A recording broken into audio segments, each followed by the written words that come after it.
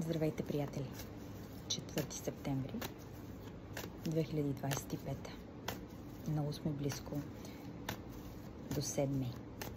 Пълнолунието.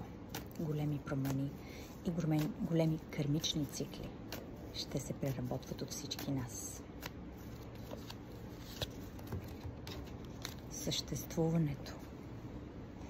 Вижте момичето на това цвете, на листото. Каква красота е! Тя е просто тук и сега. Тя съществува, тя усеща. Колко от нас са тук и сега? Чуват какво ни се говори. Благодарни са и признателни за това, което е пред нас сега, за това, което изживяваме, за всеки един човек, влязъл в живота ни.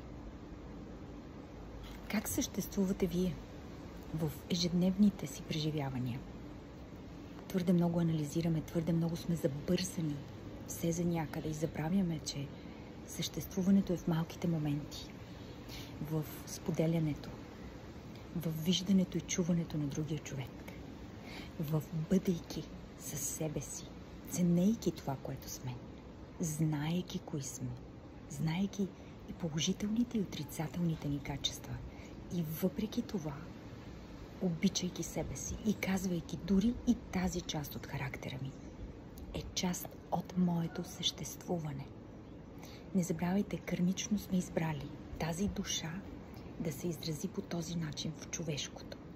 Да изпитаме, да реагираме, да действаме по определени начини.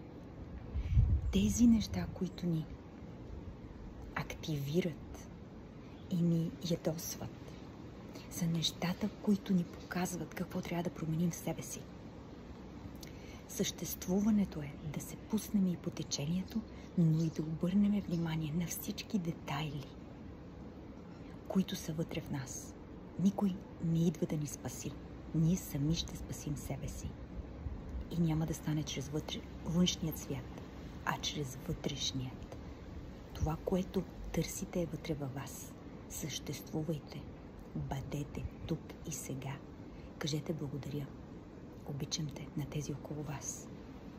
Всеки един миг е изграден и избран от картата на вашето сърце, преди да дойдете в това тяло.